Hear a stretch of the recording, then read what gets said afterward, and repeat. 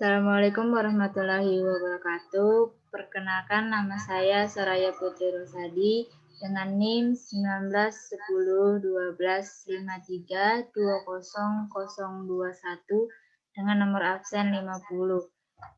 Saya di sini sebagai moderator yang akan menjembatani presentasi pada hari ini.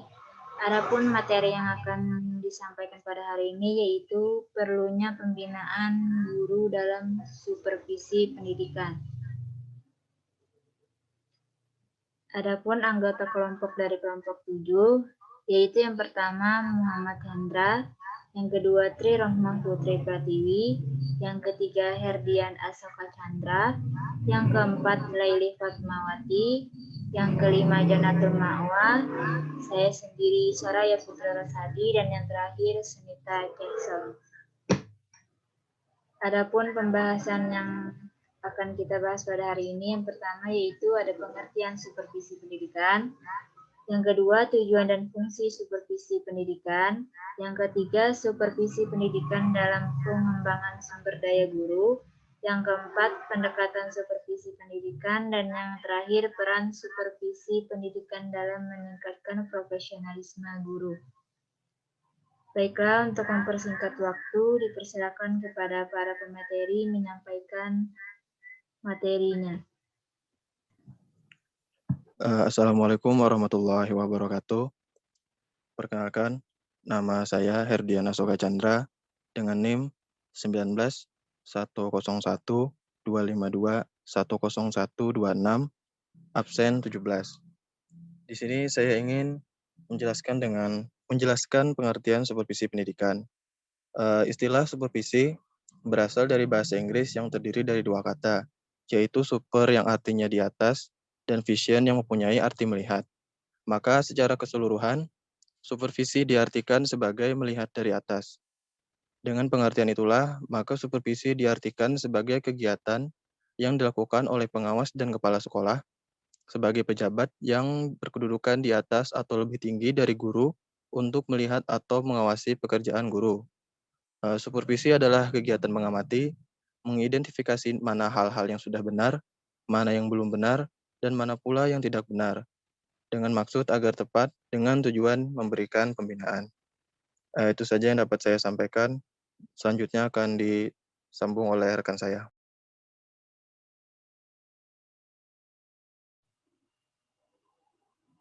Baik, perkenalkan nama saya Muhammad Hendra dengan NIM 19101251100009 dengan nomor absen 01.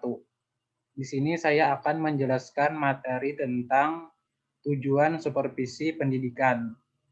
Tujuan supervisi menurut Hariwung adalah sebagai pengendalian kualitas, pengembangan profesional, dan untuk memotivasi guru. Supervisi sebagai pengendalian kualitas artinya kepala sekolah sebagai supervisor bertanggung jawab memonitor proses belajar mengajar di sekolah dengan cara berkunjung ke kelas, berkonsultasi dengan guru, yang dapat diharapkan pendidikan mampu menilai dan mengetahui kemampuan siswa. Supervisi yang baik adalah supervisi yang mampu merefleksikan multi tujuan tersebut. Supervisi tidak berhasil jika hanya memperhatikan salah satu tujuan tertentu dengan mengesampingkan tujuan yang lain. Jadi dengan demikian dapat dipahami bahwa tujuan supervisi pendidikan adalah perbaikan dan perkembangan proses belajar mengajar secara total. Ini berarti tujuan supervisi tidak hanya untuk memperbaiki mutu mengajar guru, tapi juga membina pertumbuhan profesi guru dalam arti luas, termasuk di dalamnya pengadaan fasilitas-fasilitas, pelayanan kepemimpinan, dan pembinaan hubungan yang baik kepada semua pihak yang terkait. Selanjutnya akan dilanjutkan oleh teman saya.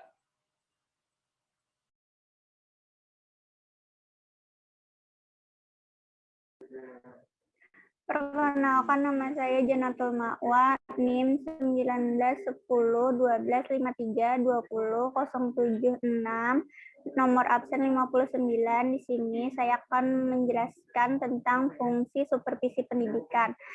Fungsi utama supervisi pendidikan ditujukan untuk perbaikan dan peningkatan proses belajar mengajar guru di sekolah. Sehubungan dengan hal ini, menurut pendapat Malik, supervisi terhadap kinerja guru dalam proses belajar mengajar memiliki 3 fungsi utama, yaitu yang pertama, supervisi kurikulum berfungsi untuk menjamin pencapaian kurikulum dengan tepat. Yang kedua, untuk perbaikan proses pembelajaran dengan membantu guru merencanakan program akademis.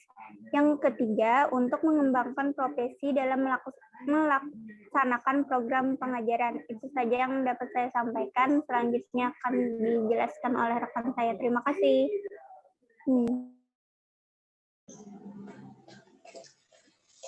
Perkenalkan, nama saya Sunita Teso, NIM 19-12-57-20-002. Di sini saya akan menjelaskan tentang supervisi pendidikan dalam pengembangan sumber daya guru.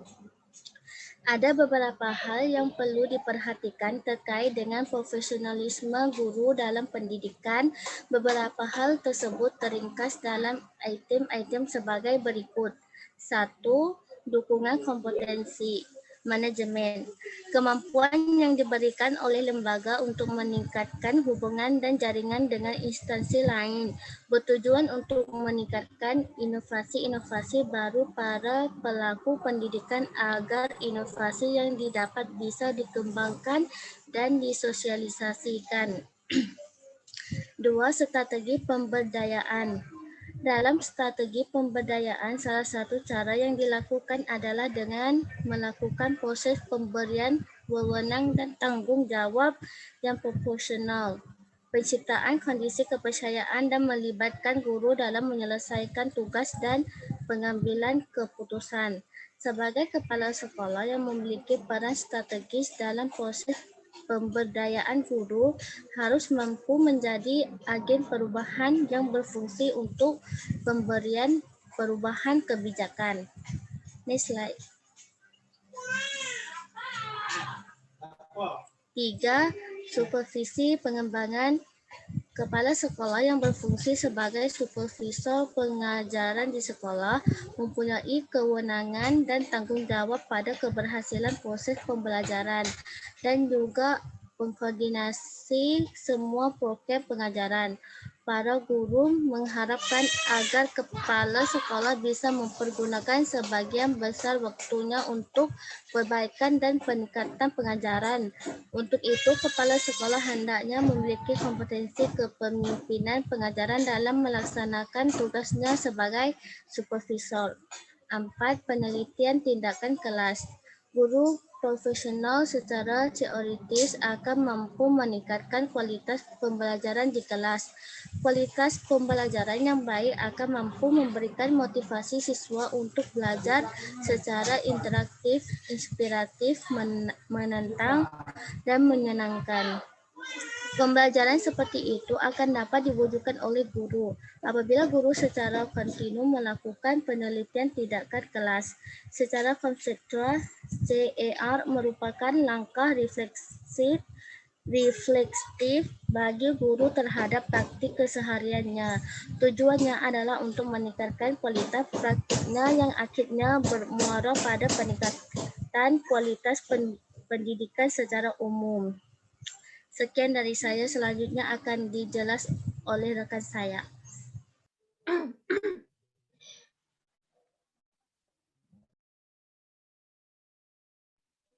Ya, perkenalkan, nama saya Laili Fatmawati, NIM 19-12-52-20-111. Pendekatan supervisi pendidikan. Di sini pendekatan secara langsung atau direktif, supervisor memberikan arahan langsung, pengaruh supervisor lebih dominan Didasarkan pada prinsip behaviorisme, supervisor dapat menggunakan penguatan atau reinforcement atau hukuman atau punishment sebagai stimulus merangsang kinerja guru.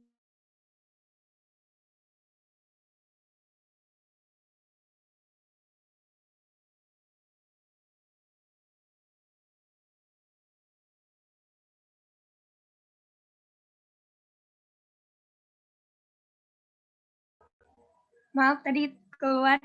Ya, selanjutnya yang kedua, pendekatan tidak langsung atau non-direktif. Supervisor tidak secara langsung menunjukkan permasalahan yang diperoleh dari kegiatan observasi, tetapi lebih banyak mendengarkan permasalahan guru dan berusaha menggali alternatif solusi dari guru yang diobservasi.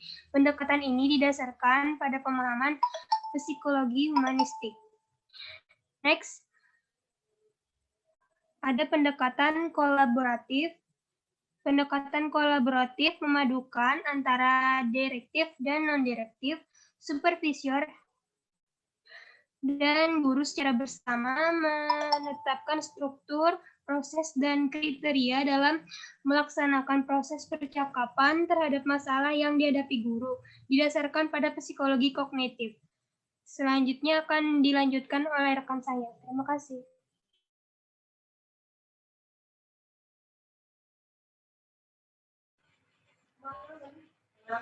Baik, perkenalkan nama saya Firohmah Putri Pratiwi, NIM 1912125120036. Nomor absen 9. Di sini saya akan menjelaskan peran supervisi pendidikan dalam meningkatkan profesionalisme guru. Dalam bidang supervisi atau pengawasan, supervisor melalui peningkatan profesi guru. Hal itu dapat dilihat pada peran supervisor berikut. Yang pertama, sebagai koordinator. Ia dapat mengkoordinasi program belajar mengajar. Dari kegiatan pelaksanaan supervisi, seorang supervisor juga berperan sebagai koordinator yang diharapkan mampu mengkoordinasi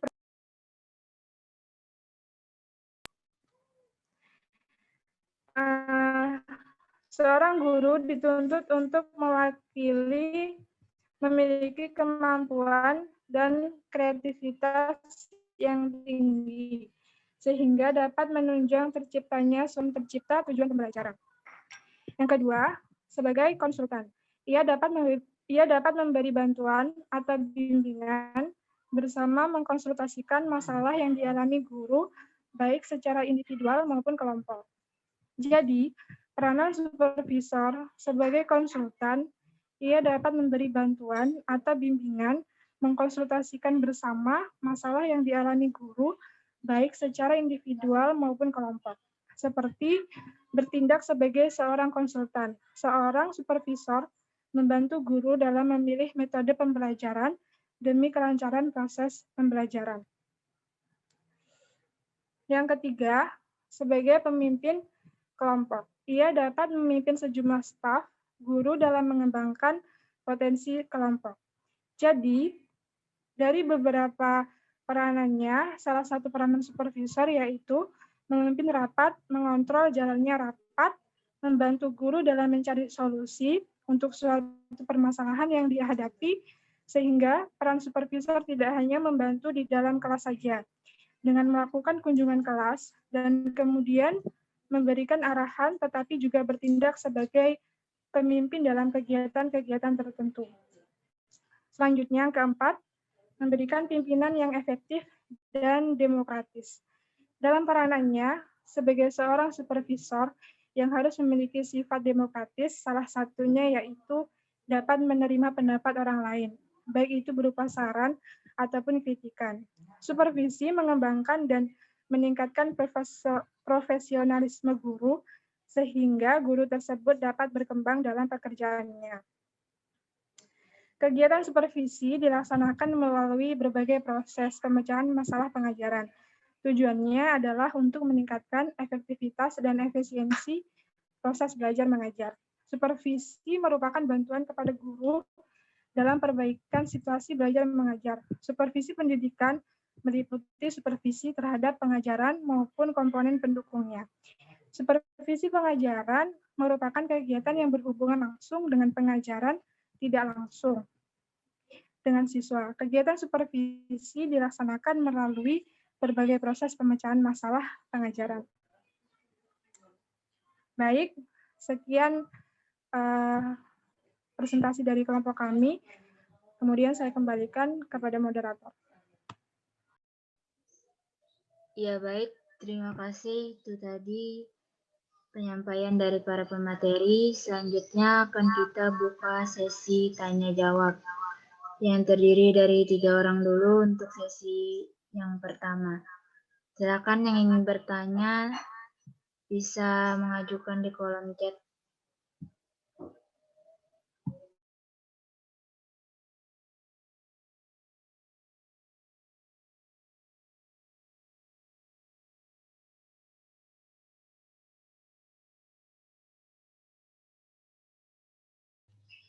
Ya baik, dipersilakan kepada ketiga penanya. Yang pertama yaitu Putri Aulia Firanti, yang kedua Cynthia Rahmawati, dan yang ketiga Rismawati.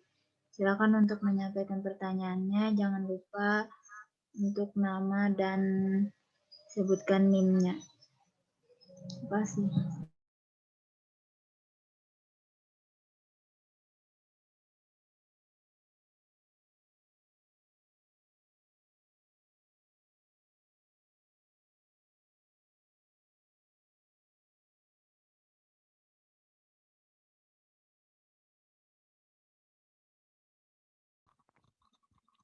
Assalamualaikum warahmatullahi wabarakatuh.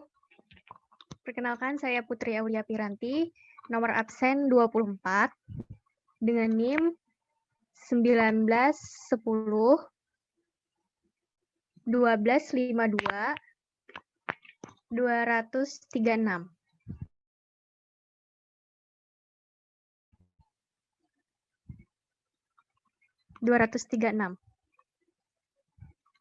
Nolnya kelebihan. Pertanyaan saya, bagaimana pendapat kalian jika supervisi tidak dijalankan sesuai aturannya? Itu saja pertanyaan dari saya. Terima kasih. Saya kembalikan kepada moderator.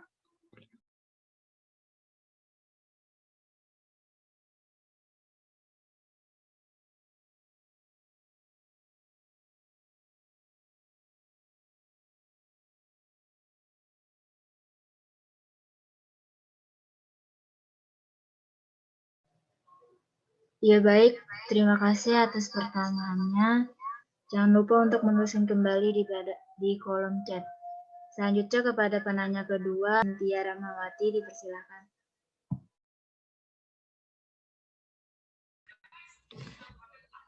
Ayo, terima kasih moderator atas kesempatannya. Perkenalkan, nama saya Cynthia Rahmawati dengan NIM 19 101 251 2006. Jadi pertanyaan saya, apa perbedaan peran pengawas dengan kepala sekolah sebagai supervisor? Terima kasih.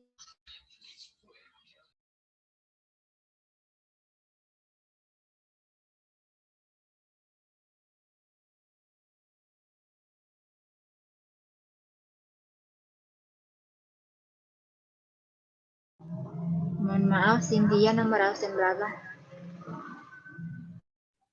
Nomor absen 4.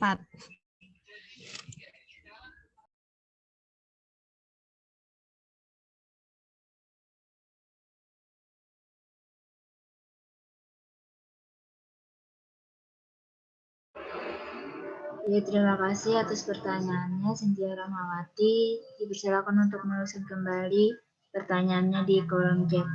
Selanjutnya untuk penanya terakhir kepada Rismawati, dipersilakan untuk menyampaikan pertanyaannya. Jangan lupa untuk menyampaikan nomor absen dan NIM-nya juga.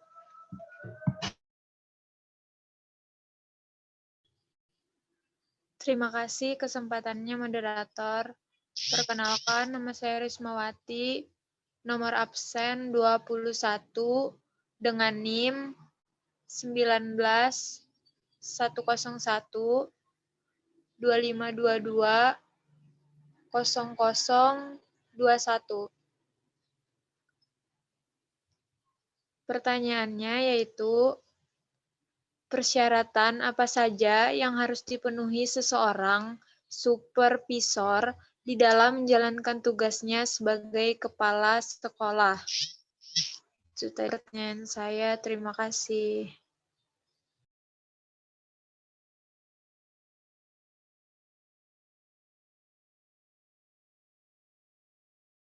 Saya kembalikan kepada moderator.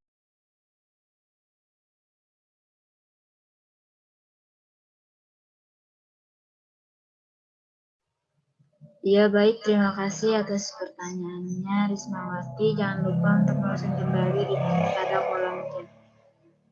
Baiklah, selanjutnya kita akan berikan waktu untuk para pemateri untuk menjawab pertanyaan dari 3 penanya tadi.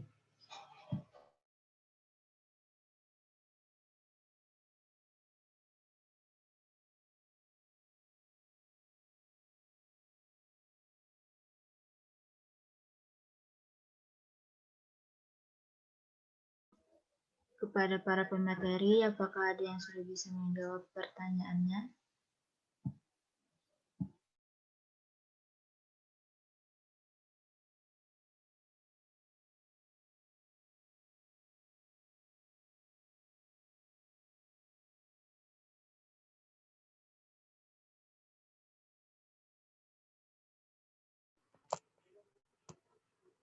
Moderator izin menjawab.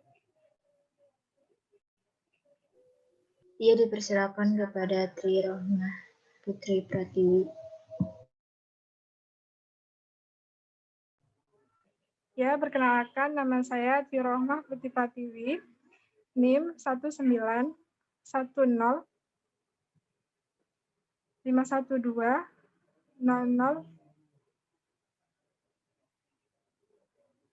512 36.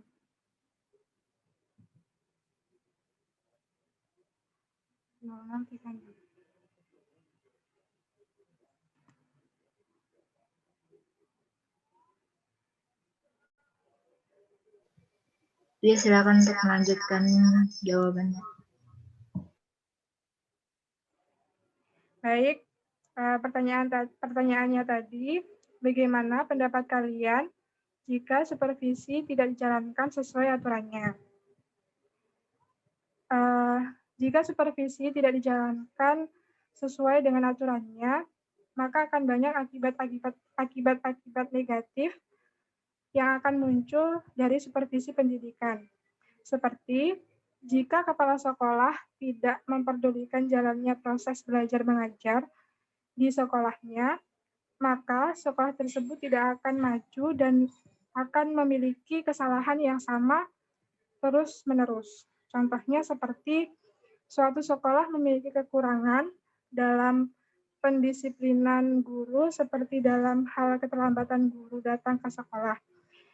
Karena tidak acuhnya kepala sekolah dalam masalah ini, maka akan membuat guru-guru tersebut terbiasa akan keterlambatannya. Di sini kita yang dulunya pernah jadi siswa tentunya tahu bahwa juga ada beberapa guru yang mungkin beberapa kali sering terlambat. Hal itu disebabkan oleh kurangnya pendisiplinan dari kepala sekolah sehingga tidak adanya sanksi untuk guru-guru yang suka terlambat. Sehingga dengan adanya sanksi tersebut membuat para guru tersebut sering terlambat. Mohon maaf, sehingga dengan tidak adanya sanksi membuat para guru tersebut sering terlambat. Sekian jawaban dari saya. Semoga dapat dipahami. Terima kasih.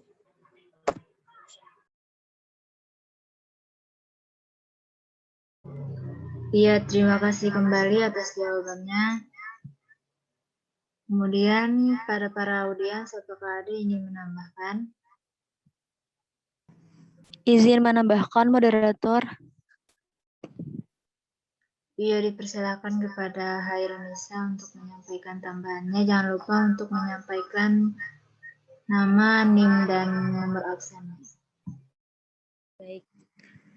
Assalamualaikum warahmatullahi wabarakatuh. Perkenalkan, nama saya Hairunisa dengan NIM 19 10 12 51 256. Absen 13. Di sini saya hanya ingin sedikit menambahkan jawaban dari pemateri tadi. Pertanyaannya, bagaimana pendapat kalian jika supervisi tidak dijalankan sesuai aturannya? Benar sekali apa yang dikatakan pemateri tadi. Jadi supervisi itu merupakan suatu pengawasan dan pembinaan yang dapat menunjang kualitas guru serta kualitas sekolah. Jika supervisi dilaksanakan dengan baik dan benar, tentunya akan dapat memberikan fungsi yang baik. Tetapi jika sebaliknya, maka akan membuat sekolah tersebut tidak efektif dalam proses pembelajaran. Jika supervisi dilaksanakan dengan baik, maka akan memberikan fungsi-fungsi yang baik seperti memberi wawasan terhadap guru dan memberi pengetahuan serta keterampilan yang baik terhadap guru. Tetapi jika fungsi supervisi tidak dilaksanakan dengan baik, maka akan berakibat buruk terhadap sekolah tersebut. Dan perlu kita ketahui bersama bahwa fungsi utama supervisi yang lain ialah memberikan pembinaan terhadap guru untuk menambah wawasan serta pengalaman guru. Jadi jika kepala sekolah tidak sering melakukan pembinaan baik secara langsung maupun dalam hal seminar kepada guru, itu akan membuat kualitas serta potensi guru tidak meningkat, yang mana juga tidak akan meningkatkan proses pembelajaran dalam sekolah tersebut. Jadi pembinaan tersebut sangatlah penting untuk mengevaluasi metode pembelajaran guru terhadap murid. Jika metode yang dipakai guru tepat, maka itu akan membuat murid dapat belajar dengan nyaman serta mudah dipahami. Jadi supervisi ini sangatlah penting untuk meningkatkan kualitas guru yang juga dapat meningkatkan kualitas sekolah. Demikian tambahan dari saya. Terima kasih. Saya kembalikan kepada moderator. Iya, terima kasih kembali kepada Hairunisa atas tambahannya. Pada para audiens, apakah ada yang ingin lagi menambahkan?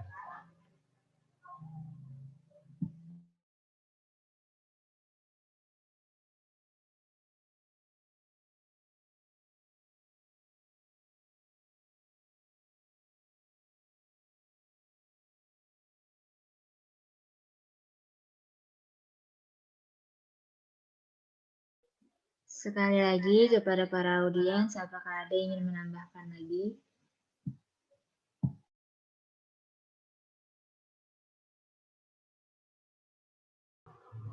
Sepertinya sudah tidak ada lagi ya. Iya, selanjutnya saya kembalikan kepada penanya Putri Aulia Piranti. Apakah jawaban dan tambahan dari teman-temannya sudah jelas dan dapat dipahami? Alhamdulillah, jawaban dari Tri Rohmah tadi dan juga tambahan dari Hairunisa tadi sudah dapat dipahami dan sudah jelas. Terima kasih. Ya, alhamdulillah, terima kasih kembali. Selanjutnya kepada kelompok dipersilakan untuk menjawab pertanyaan yang selanjutnya dari Cynthia Rahmawati.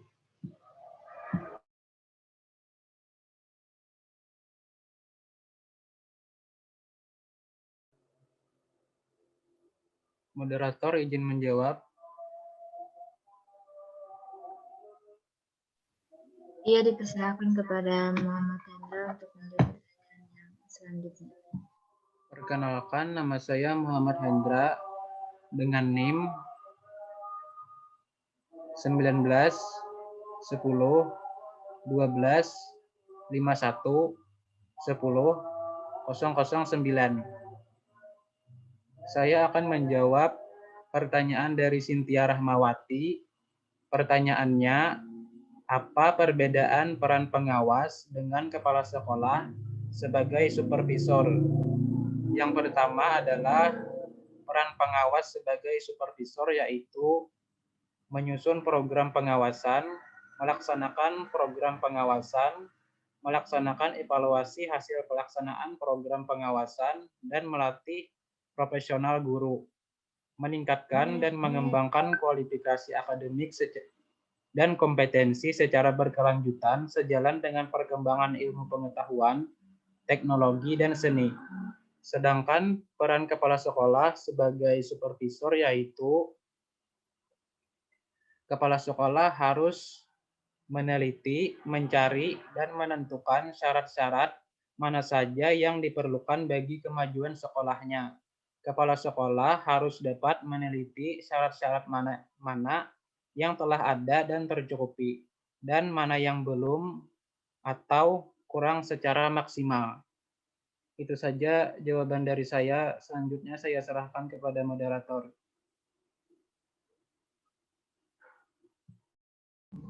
Ya, terima kasih kepada Muhammad Hendra atas jawabannya. Kemudian kepada para audiens, apakah ada yang menambahkan? Izin menambahkan. Ya, dipersilakan kepada Prima Mega Puspita untuk menyampaikan tambahannya. Jangan lupa untuk menyampaikan NIM dan nomor absennya. Baik, Assalamualaikum warahmatullahi wabarakatuh. Sebelumnya terima kasih kepada moderator. Perkenalkan, nama saya Prima Mega Puspita, NIM 1910 1252 201 21. Menambah absen 38. Menambahkan pertanyaan dari Cynthia tadi, apa perbedaan peran pengawas dengan kepala sekolah sebagai supervisor? Ada perbedaan antara peran kepala sekolah dan pengawas dalam tugasnya sebagai supervisor, terutama dalam bidang objek yang disupervisi, jadwal, pelaksanaan, dan tindak lanjut. Adapun perbedaan peran supervisi kepala sekolah dengan supervisi pengawas adalah sebagai berikut. Yang pertama, berdasarkan subjek yang disupervisi, kepala sekolah mensupervisi guru guna memperbaiki pembelajaran, sedangkan pengawas mensupervisi kepala sekolah dalam bidang manajerial dan supervisi akademik bagi guru. Yang kedua, kepala sekolah jadwalnya lebih fleksibel, sedangkan pengawas sekolah sudah terjadwal. Yang ketiga, kepala sekolah mengamati kegiatan belajar, mengajar, sedangkan pengawas sekolah hanya mensupervisi administrasi dan persiapan mengajar saja. Yang keempat, supervisi kepala sekolah ditindaklanjuti dengan program kegiatan sekolah, contohnya mengadakan workshop K13. Setelah menyimpulkan hasil supervisi guru, masih banyak yang belum menguasai K13, sedangkan pengawas sekolah belum ada tindak lanjut. Dan yang terakhir atau yang kelima, guru merasa lebih nyaman di supervisi kepala sekolah daripada di supervisi pengawas sekolah, dikarenakan guru lebih dekat hubungan personal dengan kepala sekolah. Mungkin itu saja tambahan dari saya. Terima kasih, saya kembalikan kepada moderator. Iya, terima kasih atas tambahannya. Kemudian pada para audiens, apakah ada yang menambahkan lagi? Izin menambahkan. Ya, dipersilakan kepada Herlina. Jangan lupa untuk menyampaikan NIM dan nomor absennya. Ya, Assalamualaikum warahmatullahi wabarakatuh. Perkenalkan, nama saya Helina, NIM 1910 1253 266. Nomor absen 57. Jadi saya ingin menambahkan sedikit dari pertanyaan Cynthia Rahmawati, apa perbedaan peran pengawas dengan kepala sekolah sebagai supervisor? Seperti yang telah dijawab oleh Hendra dan tambahan dari Prima tadi, jadi saya cuma ingin menambahkan sedikit. Dalam melaksanakan supervisi itu, pengawas berperan sebagai yang pertama kolaborator dan negosiator dalam proses perencanaan, koordinasi, pengembangan manajemen sekolah, dan yang kedua asesor dalam mengidentifikasi kelemahan dan menganalisis potensi sekolah yang dibina. Yang ketiga, pusat informasi pengembangan mutu pendidikan di sekolah binaannya. Yang keempat, evaluator terhadap pemaknaan hasil pengawasan. Untuk peran kepala sekolah itu sebagai pemimpin atau leader. Jabatan kepala sekolah diduduki oleh seseorang yang menyandang profesi guru. Karena itu, ia harus profesional sebagai guru sekaligus sebagai kepala sekolah. Dengan derajat profesionalitas tertentu, kepala sekolah memiliki fungsi dimensi luas. Kepala sekolah dapat memerankan banyak fungsi yang orangnya sama, tetapi topinya yang berbeda. Di lingkungan Departemen Pendidikan Nasional atau yang sekarang disebut dengan Kemendiknas, itu sudah lama dikembangkan paradigma baru administrasi atau manajemen pendidikan, di mana kepala sekolah itu minimal harus mampu berfungsi sebagai edukator, manajer, administrator, supervisor, leader, inovator, dan motivator yang biasa disingkat dengan EMASLIM. Jika merujuk pada Peraturan Menteri Pendidikan Nasional Republik Indonesia Nomor 13 Tahun 2007 tentang standar kepala sekolah atau madrasah, kepala sekolah juga harus berjiwa wirausaha yang berdasarkan dengan EMASLIM, yaitu edukator, manajer, administrator, supervisor, leader, inovator, dan motivator. Mungkin itu saja yang dapat saya tambahkan. Saya kembalikan kepada moderator. Terima kasih. Iya, terima kasih kembali atas tambahannya. Kita cukupkan untuk 2 penambah dulu untuk pertanyaan ini. Selanjutnya saya kembalikan kepada penanya Cynthia Rahmawati. Apakah jawaban dan pertanyaan, jawaban dan tambahan dari teman-teman tadi sudah jelas dan dapat dipahami? Alhamdulillah sudah jelas. Terima kasih kepada teman-teman yang sudah menjawab dan menambahkan. Ya, alhamdulillah. Terima kasih kembali. Selanjutnya kita akan menjawab pertanyaan yang selanjutnya.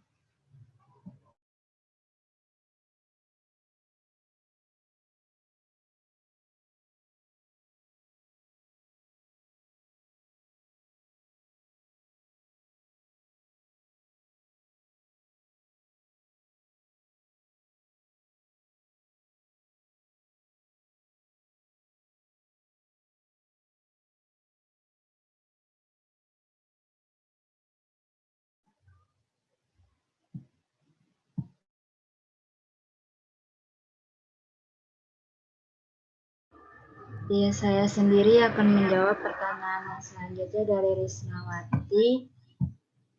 Sebelumnya perkenalkan, nama saya Soraya Putri Rosadi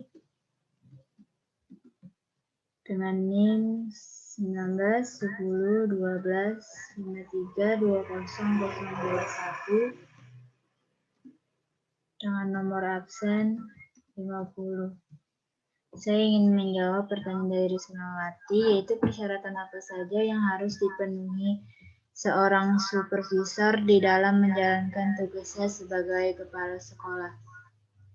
Adapun persyaratan yang harus dipenuhi oleh seorang supervisor di dalam menjalankan tugasnya, baik sebagai kepala sekolah maupun seorang pengawas adalah yaitu meneliti keadaan, diantaranya yang pertama, bagaimana keadaan gedung sekolah, sudah baik dan memenuhi syarat atau sudah ada yang rusak, bagaimana usaha perbaikannya.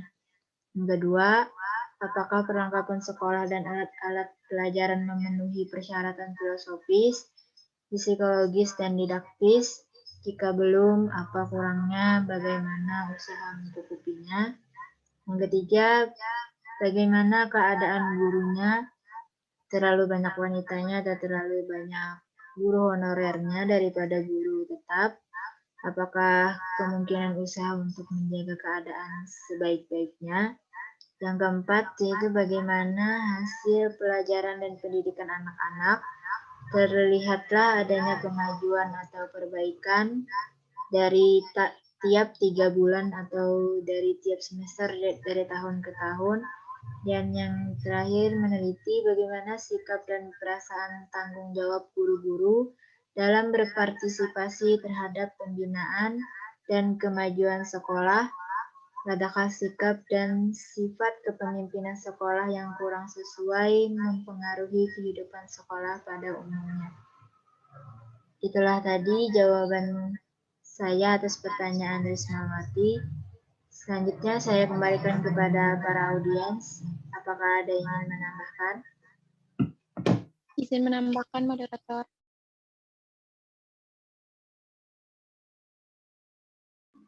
Iya, dipersilahkan kepada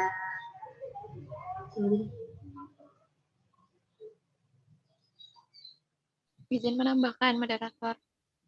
Iya, dipersilahkan kepada Nili untuk menyampaikan tambahannya. Jangan lupa untuk menyampaikan NIM dan nomor absennya juga. Ya, Assalamualaikum warahmatullahi wabarakatuh. Perkenalkan, nama saya Nili Lestiana, nomor absen 35. Dengan NIM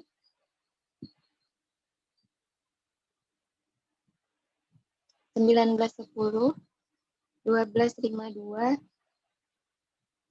296.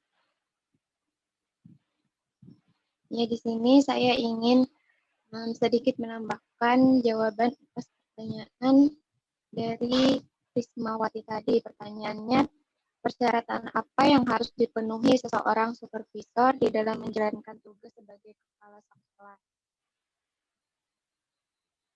Ya, di sini jadi sebagai seorang supervisor yang harus melaksanakan tugas tanggung jawabnya, hendaknya mempunyai persyaratan-persyaratan yang bisa juga dilihat dari segi kepribadiannya. Syarat-syarat tersebut yaitu mempunyai perikemanusiaan dan solidaritas yang tinggi, dapat memelihara dan menghargai dengan sungguh-sungguh semua kepercayaan yang diberikan oleh orang-orang yang berhubungan dengannya, berjiwa optimis yang berusaha mencari yang baik, mengharapkan yang baik, dan melihat segi-segi yang baik, hendaknya bersifat adil dan jujur, hendaknya ia cukup tegas dan objektif atau tidak memihak sehingga guru-guru yang lemah dalam stafnya tidak hilang dalam bayangan orang-orang yang kuat kepribadiannya. Selanjutnya, ia harus berjiwa terbuka dan luas sehingga lekas dan mudah dapat memberikan pengakuan dan penghargaan terhadap prestasi yang baik. Jiwanya yang terbuka tidak boleh menimbulkan prasangka terhadap seseorang untuk selama-lamanya, hanya karena suatu kesalahan saja. Ia hendaknya sedemikian jujur, terbuka, dan penuh tanggung jawab. Ia harus cukup taktik sehingga kritiknya tidak menyinggung perasaan orang. Sikapnya yang bersimpati terhadap guru-gurunya tidak akan menimbulkan depresi dan putus asa pada anggota-anggota stafnya.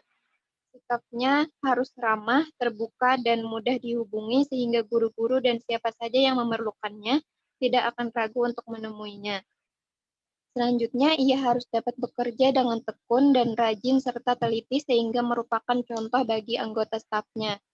Selanjutnya yaitu personal appreciation terpelihara dengan baik sehingga dapat menimbulkan respek dari orang lain. Dan yang terakhir, terhadap murid-murid, ia harus mempunyai perasaan cinta sedemikian rupa sehingga ia secara wajar dan serius mempunyai perhatian terhadap mereka. Sekian penambahan dari saya kembalikan kepada moderator. Terima kasih. Mohon maaf sebelumnya, Nili nomor absen berapa? Nomor absen 35.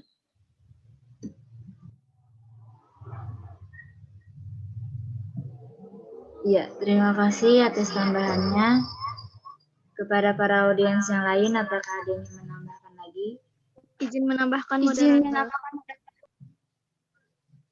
Iya, terdengar yang pertama, Sheila Ayu Pratiwi. Dipersilakan kepada Sheila Ayu Pratiwi untuk menyampaikan tambahannya. Jangan lupa untuk menyampaikan NIM dan nomor absennya juga. Baik, terima kasih kepada moderator. Perkenalkan, nama saya Sheila Ayu Pratiwi, nomor absen 20 dengan NIM 19 10 12 52 00 16. Baik, tambahan dari saya, Persyaratan yang harus dipenuhi oleh seorang pengawas di dalam menjalankan tugasnya, baik sebagai kepala sekolah juga seorang pengawas adalah seorang pengawas memiliki beberapa macam keterampilan yang berhubungan dengan posisinya sebagai pengawas. Beberapa keterampilan itu antara lain, yang pertama, keterampilan dalam kepemimpinan. Pimpinan yang baik adalah pemimpin yang bisa menjalin hubungan yang harmonis dengan yang dipimpin. Yang kedua, keterampilan dalam proses kelompok. Pengawas harus terampil yang pertama membangkitkan semangat kerjasama, yang kedua merumuskan tujuan, yang ketiga merencanakan bersama, yang keempat pergi keputusan bersama, yang kelima menciptakan tanggung jawab bersama, yang keenam menilai dan merevisi bersama. Selanjutnya yang ketiga, keterampilan dalam hubungan insani atau manusia hubungan. Pengawas tidak sendiri mata baris dengan aspek material tetapi dengan manusia yang berbeda perilaku. Misalnya hubungan pribadi sama dengan pribadi orang yang sehari. Hubungan fungsional sama dengan fungsi yang dijalankan seseorang. Hubungan instrumental sama dengan itu atas pandangan memperalat bawahan. Hubungan konsensional sama dengan didasarkan atas kebiasaan atau kelaziman yang siap. Yang keempat, keterampilan dalam administrasi pribadi. Pengawas harus terampil yang pertama menyeleksi anggota atau karyawan baru. Yang kedua, mengorientasi anggota atau karyawan baru. Yang ketiga, menempatkan dan tugas disesuaikan dengan kecakapan. Yang keempat, membina. Selanjutnya, yang terakhir, keterampilan dalam evaluasi. Yang pertama, merumuskan tujuan dan norma-norma. Yang kedua, mengumpulkan fakta-fakta perubahan. Yang ketiga, menetapkan kriteria dan menyusun pertimbangan. Yang terakhir, merevisi rencana yang disusun. Itu saja tambahan dari saya. Sekian, terima kasih.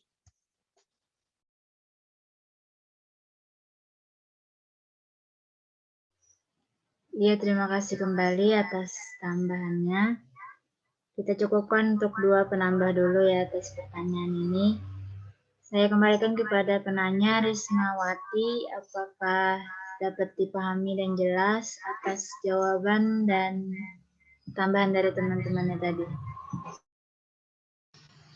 Terima kasih moderator, jawaban dan tambahannya sudah bisa dipahami. Iya, terima kasih kembali.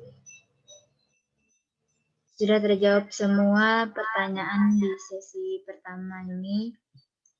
Selanjutnya akan kita buka sesi 2, tanya jawab. Kepada yang ingin bertanya dipersilakan untuk menyampaikannya di kolom chat.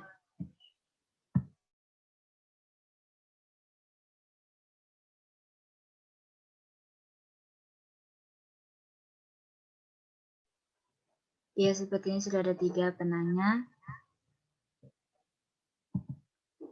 Penanya pertama Maulidia, penanya kedua Nikmah Hajijah, dan penanya yang ketiga Risna Herianti. Kepada penanya pertama Maulidia dipersilakan untuk menyampaikan pertanyaannya. Jangan lupa juga untuk menyampaikan NIM dan nomor absennya. Baik, terima kasih kepada moderator yang telah memberikan kesempatan kepada saya. Perkenalkan, nama saya Maulidia dengan NIM 1910 1252 20 10 6. Nomor absen 36. Pertanyaan saya, bagaimana tindakan supervisi pendidikan selama ini? Kenapa masih ada sekolah yang terpencil dan tidak layak?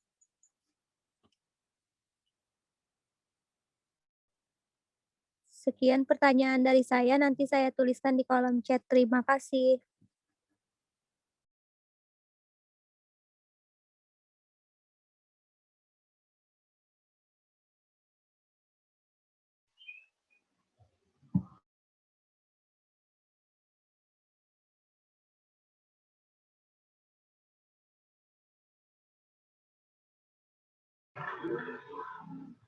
Jadi kita lanjutkan untuk penanya kedua. Kepada Nikmah Hajijah dipersilakan untuk menyampaikan pertanyaannya. Ya, terima kasih kepada moderator atas kesempatannya. Perkenalkan, nama saya Nikmah Hajijah, NIM 1910 12 52 20 006. Nomor absen 19.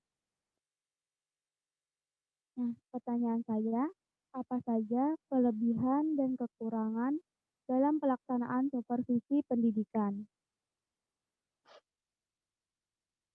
Nah, itu tadi pertanyaan dari saya kembalikan kepada moderator. Terima kasih.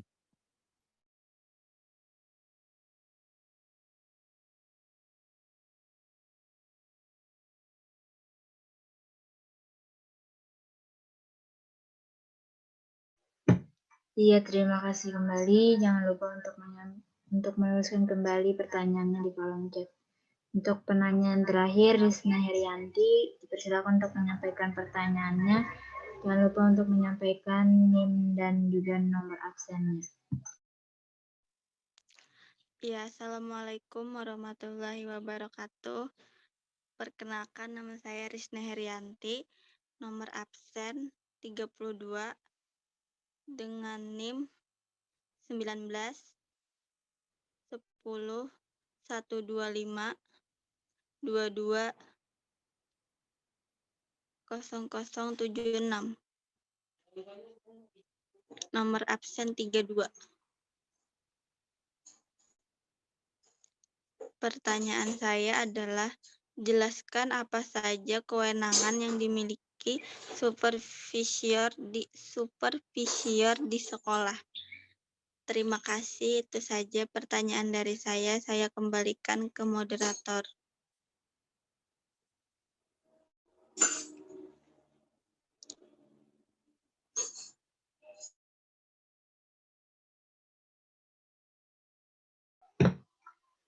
Iya, terima kasih atas pertanyaannya.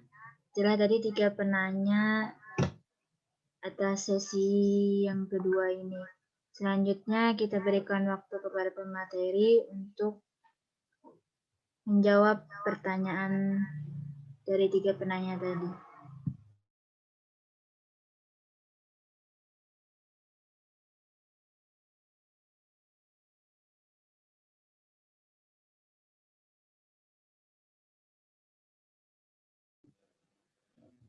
Izin menjawab moderator.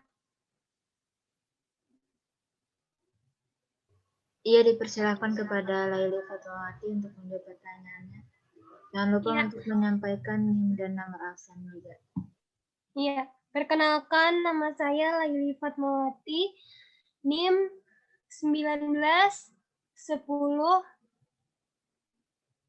12 52 20 111. Absen 37.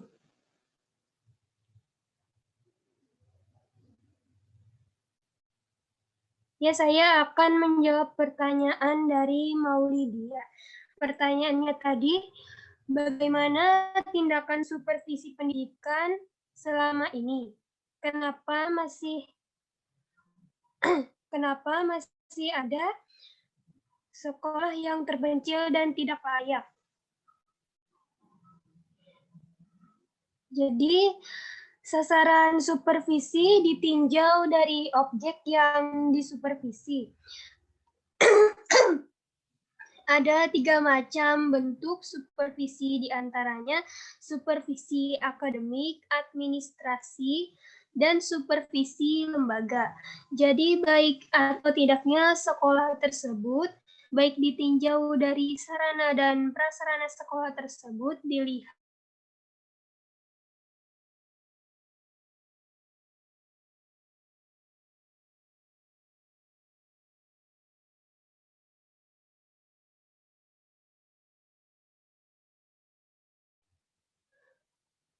dapat dilihat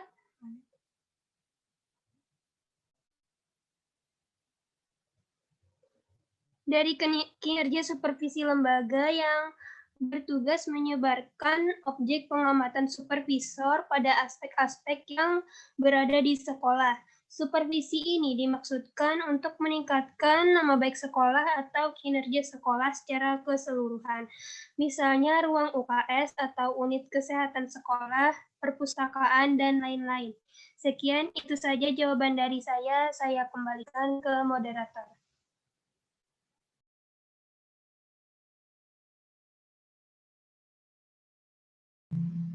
Iya, terima kasih atas jawabannya.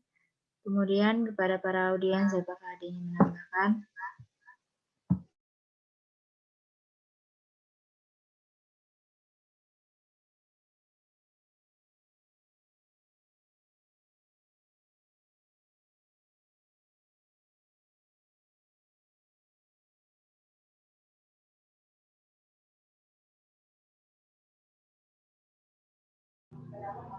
Sekali lagi kepada para audiens, apakah ada yang ingin menambahkan?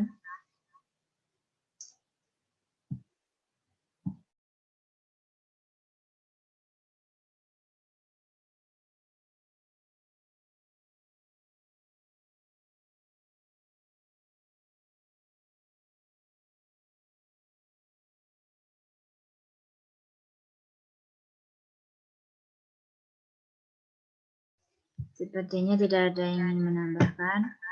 Selanjutnya saya kembalikan kepada penanya, Maulidia, bagaimana? Apakah sudah dapat dipahami dan jelas atas jawaban dari pemateri tadi? Alhamdulillah, jawabannya sudah bisa diterima dan dapat dipahami. Terima kasih kepada kelompok yang sudah menjawab. Ya, terima kasih kembali. Selanjutnya kepada para pemateri dipersilakan untuk menjawab pertanyaan yang kedua dari Mbak Azidah.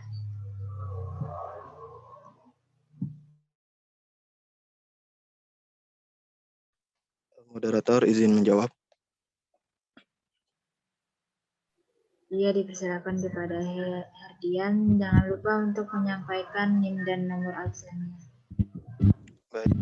Assalamualaikum warahmatullahi wabarakatuh. Perkenalkan, nama saya Herdiana Soka Chandra, NIM 19 101 252 101 26, nomor absen 17.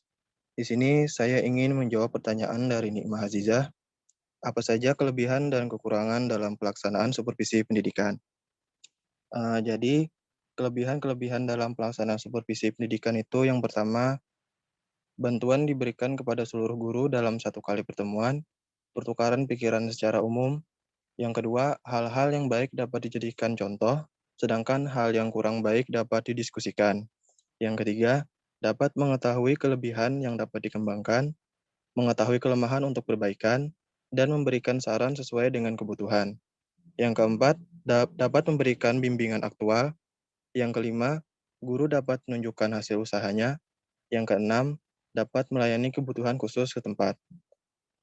Adapun dengan kekurangan dalam pelaksanaan supervisi pendidikan yaitu yang pertama, perlu biaya yang banyak. Yang kedua, perlu penyediaan waktu yang tepat. Yang ketiga, tidak mencerminkan keadaan sehari-hari. Yang keempat, kurang demokratis. Dan yang terakhir, guru merasa canggung dan kurang bebas. Itu saja yang dapat saya sampaikan. Saya kembalikan kepada moderator. Iya, terima kasih atas jawabannya. Kemudian para audiens, apakah ada yang menambahkan?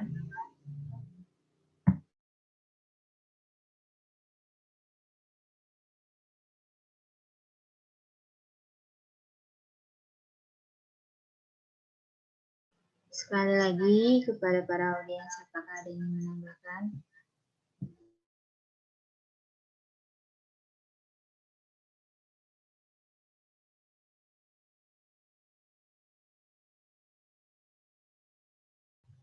Sepertinya sudah tidak ada yang menambahkan lagi. Selanjutnya saya kembalikan kepada penanya, Nima Gija. Apakah jawaban dari pemateri sudah jelas dan dapat dipahami?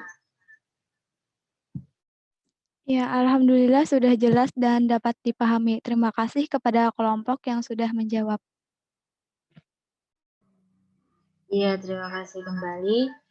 Kemudian kepada pemateri dipersilakan untuk menjawab pertanyaan yang selanjutnya dari Risna Herianti. Moderator izin menjawab. Ia dipersilakan kepada Janatul Ma'wa untuk menyampaikan jawabannya. Jangan lupa untuk menyampaikan NIM dan juga nomor absen. Perkenalkan, nama saya Janatul Ma'wa, nomor absen 59, NIM 19 10 12 53 20 07 6. Saya ingin menjawab pertanyaan dari Risna Herianti. Jelaskan apa saja kewenangan yang dimiliki supervisor di sekolah. Yang pertama, memilih dan menentukan metode kerja untuk mencapai hasil optimal dalam melaksanakan tugas. Yang kedua, menetapkan tingkat kinerja guru beserta faktor-faktor yang mempengaruhinya. Yang ketiga, menentukan dan mengusulkan program pembinaan serta melakukan pembinaan kepada kepala sekolah atau pejabat struktural sekolah yang bersangkutan. Yang keempat, melakukan penilaian terhadap pelaksanaan kegiatan supervisi di sekolah, meliputi keterbacaan dan keterlaksanaan program, keterbacaan dan kemantapan instrumen, hasil supervisi, dan kendala yang dihadapi. Itu saja jawaban dari saya kembalikan ke moderator. Terima kasih. Mohon maaf, Ma'wa absen berapa?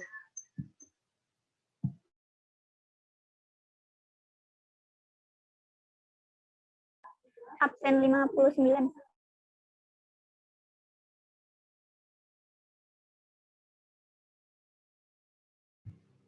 Iya, terima kasih atas jawabannya.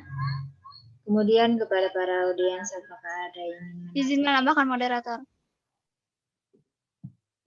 Ia dipersilakan kepada Ratu Januari untuk menyampaikan tambahannya. Jangan lupa menyampaikan NIM dan juga nomor absennya.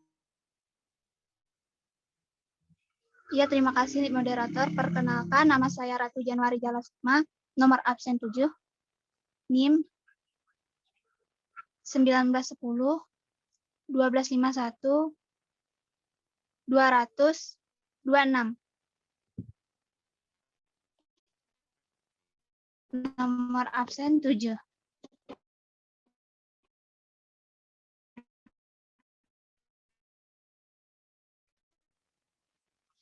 Ingin apa sekolah. Masing-masing kewenangan dapat dibagi sebagai berikut. Yang pertama, kewenangan supervisor menurut tempat kerjanya. Yang pertama, manajer terdepan. Dalam dunia pendidikan yang berdesentralisasi pada tingkat kabupaten atau kota, yang menjabat manajer tertinggi adalah kepala kantor pendidikan kecamatan dan manajer terdepan adalah sekolah. Tetapi menurut pengertian baru, hanya manajer terdepan saja yang dipandang sebagai supervisor. Sebab itulah secara langsung menghadapi guru-guru. Yang kedua, para ketua unit pembantu kurikulum, di mana di sekolah ada bermacam-macam unit pembantu kurikulum, yaitu perpustakaan, laboratorium, bimbingan konseling, pusat pengadaan dan layanan sumber belajar, dan sanggar seni. Yang selanjutnya ada yang ketiga, supervisor eksternal, yang mana para supervisor yang ditempatkan kantor-kantor pendidikan, kabupaten atau kota, dan kecamatan. Mereka ini diangkat dengan surat keputusan khusus sebagai supervisor. Yang keempat, supervisor ahli expert. Setiap expert atau orang ahli dalam sekolah untuk membina guru dapat disebut supervisor. Misalnya ahli purbakala menjelaskan tentang proses pembuatan candi, ahli perikanan menjelaskan tentang cara peternakan ikan secara efektif. Yang kelima, narasumber.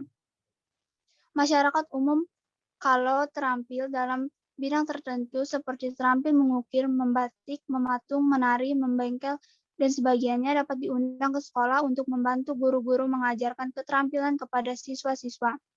Para narasumber ini dapat disebut sebagai supervisor, tetapi karena hanya terampil mereka disebut semi-supervisor. Yang selanjutnya yang B, kewenangan supervisor menurut keahliannya. Yang pertama, supervisor umum. Yang dikategorikan sebagai supervisor umum adalah para kepala sekolah dan supervisor umum yang ditempatkan di kantor-kantor kabupaten atau kota dan kecamatan. Yang kedua, supervisor spesialis. Yang termasuk ke dalam supervisor spesialis adalah mereka yang ahli di bidang studi yang mencakup berbagai bidang studi. Ada juga supervisor yang lain, yaitu supervisor ekspert yang dari luar sekolah kalau diundang untuk memberikan supervisor kepada guru-guru. Selanjutnya, cek kewenangan supervisor menurut tempat kerjanya. Yang pertama, supervisor otoriter. Yang kedua, supervisor menghayati. Yang ketiga, supervisor yang menegakkan kerja kelompok. Yang keempat, supervisor yang menghargai keunikan individu guru. Yang kelima, supervisor yang berkiblat pada orang lain. Dan yang terakhir, yang D, kewenangan supervisor menurut orientasinya. Macam-macam supervisor, yang pertama bersifat tradisional dan kedua bersifat modern. Yang berorientasi tradisional cukup untuk mengumpulkan teori-teori pembelajaran, kemudian meminta guru memilih salah satu atau beberapa teori yang cocok dengan materi yang diajarkan dalam proses supervisor. Sementara itu, supervisor modern mensupervisi guru untuk mengadakan penelitian kelas agar menemukan sendiri metode yang terbaik untuk mengajarkan materi tertentu. Yang tradisional disebut sebagai metode rasional dan yang modern disebut sebagai metode inteligensi praktis. Sekian penambahan dari saya, dikembalikan kepada moderator. Terima kasih atas tambahannya. Selanjutnya kepada para audiens yang lain, apakah ada yang menambahkan lagi?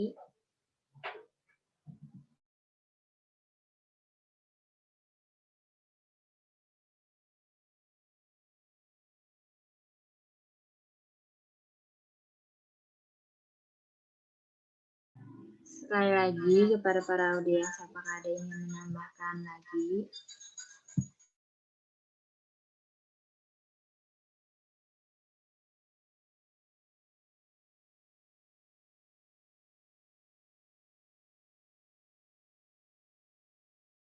Sepertinya sudah tidak ada lagi. Saya kembalikan kepada penanya Risna Yerianti. Apakah jawaban dari teman-teman dapat dipahami? Iya, jawabannya sudah dapat dipahami. Terima kasih kepada kelompok yang sudah menjawab dan tambahan dari Ratu.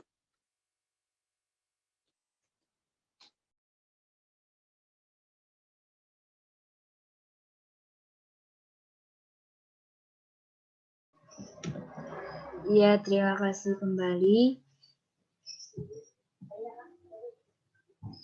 Semua jawaban dari teman-teman sudah terjawab semua.